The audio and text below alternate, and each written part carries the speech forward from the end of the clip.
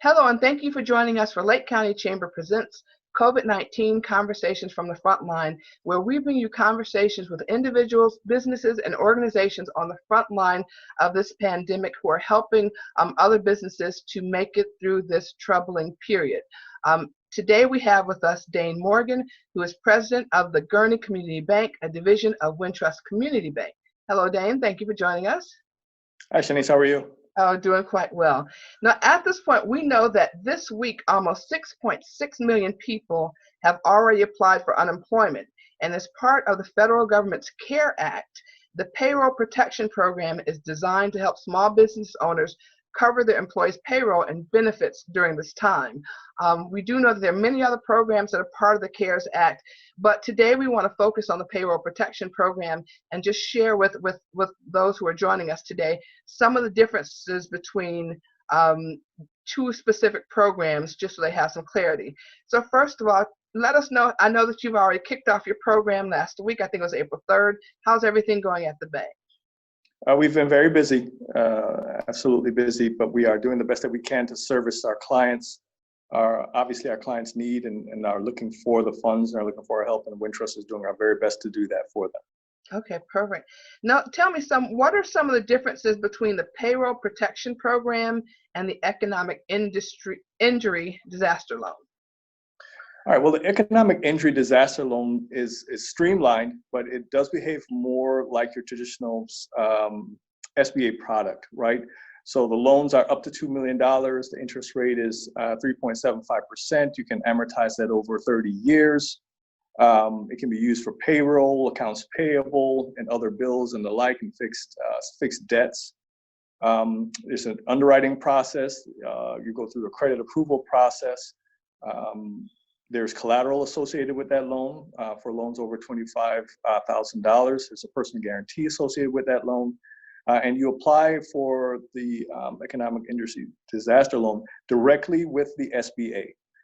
And that is new for this one a little bit, because customarily you would apply via the bank for 7A loans. This loan you'd apply directly with the SBA. For the PPP program, that is in conjunction with financial institutions as well. And you will go directly to your bank or your participating lender or participating agent to apply for the PPP program. The PPP program has maximum loans of $10 million, predicated primarily on the payroll. So the average payroll for the entity over 2019 and first quarter of 2020. And it can be up to, again, $10 million, but it's 2.5 times the monthly average payroll. Okay, what businesses actually qualify for the Paycheck Protection Program? Is it any size business? I know we keep saying small businesses, but what are the qualifications? There are small businesses, but you have to be under 500 employees is the big number, right? So entities with under 500 employees, been in business prior to February 15th of 2020. Food service companies, not-for-profit organizations, religious organizations, churches are part of this program as well. So it covers a pretty wide swath. On the 3rd, that was open to those entities. On the 10th, tomorrow, sole proprietorships and 1099s are then eligible to apply as well. Now, I think you had mentioned that the maximum amount for the loan, you mentioned that, but realistically, when businesses come in for those types of loan, are there variations as to how much they can actually apply for? Can they apply for the maximum? Or what do you look at when banks are considering the need? Well, the maximum is 10 million. So there are entities that are going to apply for 10 million. That's based on their need, based on their payroll. And those are still considered small businesses that need 10 million? Those are still considered small. It's a small business that has 500 employees or less. Right. Yes. It could be 10 million. Okay. Okay. So what can a business use the program's funds for? And are there application deadlines? I know we said it's payroll, but what's the percentage again that has to be? Does it all have to be for payroll? And what's the deadline? No, I'm sorry. It doesn't have to be for all payroll. So it's payroll cost, right? Payroll costs including compensation, retirement benefits, state and local taxes, things of that nature. But the payroll protection plan proceeds can also be used for other eligible uses. Rent, for instance, utilities as another one. The interest on the mortgage, not the principal, but the interest on the mortgage are also applicable under the program. So you can use it for those purposes as well. And what are the loan forgiveness requirements? So the loan forgiveness requirements are primarily based around your payroll, right? So you want to be careful when you're applying for the loan that you're really using the loan for the purpose intended.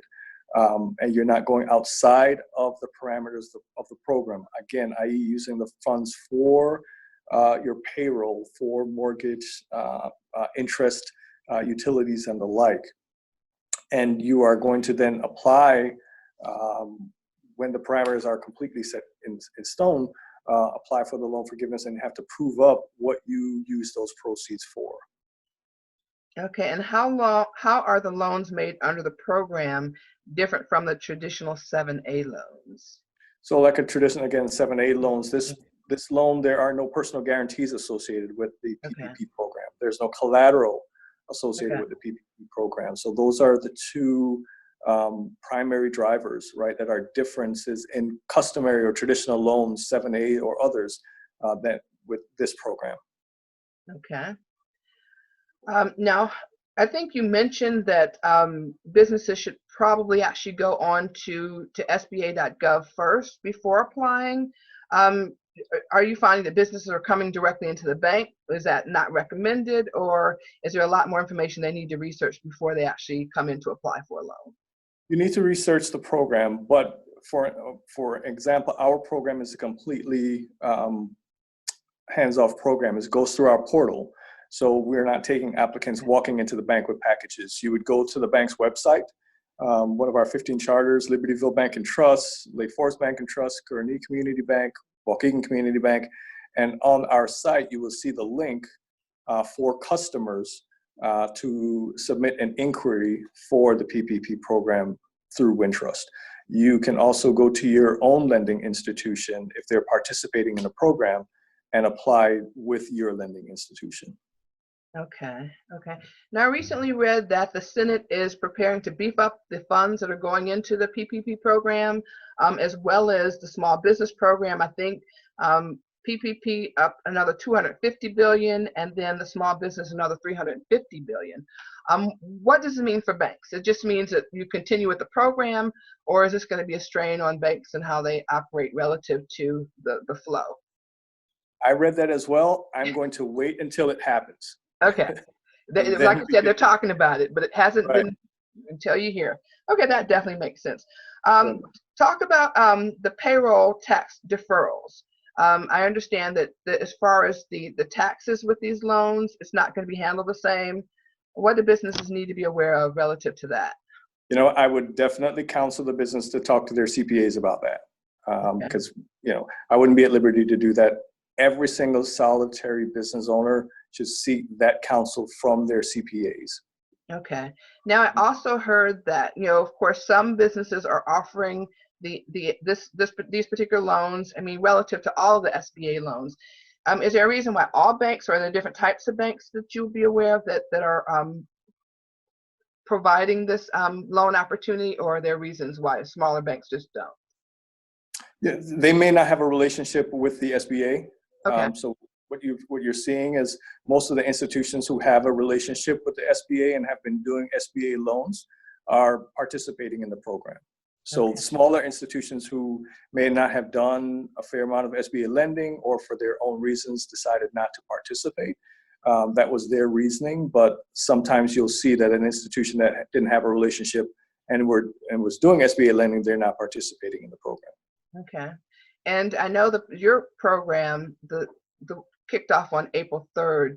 Have you seen a large number of businesses applying, or has it been a gradual level of applications? No, we've had a robust response to our portal. And again, for our clients, we're processing those applications as quickly as possible because we're trying to get them funds as quickly as possible. So we're processing applications for our clients that are Wintrust clients at this point in time. But we've had a very robust response to the program, and we're doing our very best to accommodate. Okay. Now, I know once again with the number of people that applied for unemployment, do you think that this particular PPP program was directly related to the fact that the unemployment system kind of crashed? And do you think that could happen with what's happening right now as far as your portal relative to these loans?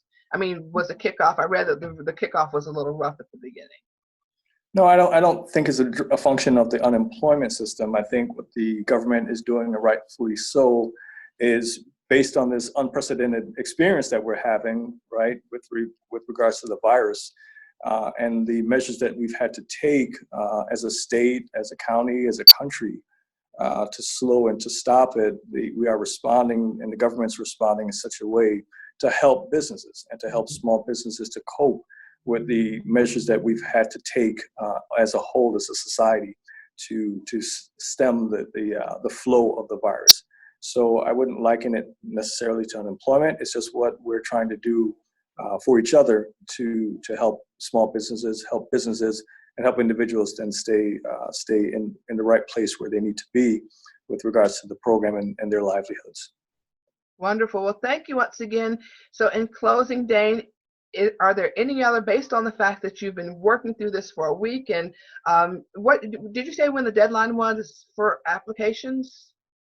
No, I did not, and I do not have one at this point in time. What we're doing, again, just focusing on our clients. We're working seemingly around the clock with smiles on our faces because we're definitely trying to do the best that we can to help our clients through this very difficult time. Okay, and that is wonderful. So in closing, are there any other comments you would like to share with businesses that haven't applied yet, that are considering it? Any materials they need to pull together first before they make the step, or are there any details you found in the past week that could be helpful for businesses who are right now considering whether or not they should actually apply for this loan? Certainly. I mean, do your due diligence. The Treasury's website is a great source. The SBA's website is a great source. If you're thinking about it, get the application.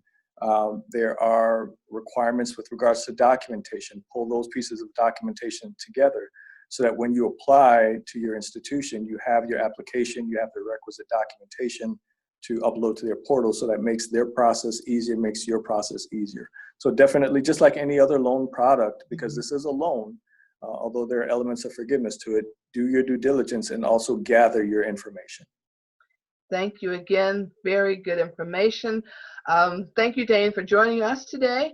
I'd also like to thank those of you who tuned in for the program. Once again, the Lake County Chamber is focused on trying to identify ways to help you and make decisions. We know this is a trying time as we get through this disaster period. We want you all to be safe, be healthy. We look forward to having your business be a working, active part of the chamber. And Dane, thank you again for your support today. And if you have questions, feel free to email us at info@lakecountychamber.com. Again, our email is info@lakecountychamber.com. And if your business is working on the front line of helping other businesses in this area relative to COVID-19, we ask that you email us as well at info@lakecountychamber.com and let us know what you're doing so that we can share your information, because what you're doing is definitely going to help other businesses who are also in need. Thank you. Have a good day. And Dane, thank you again for joining us. Thank you. Thank you. Goodbye.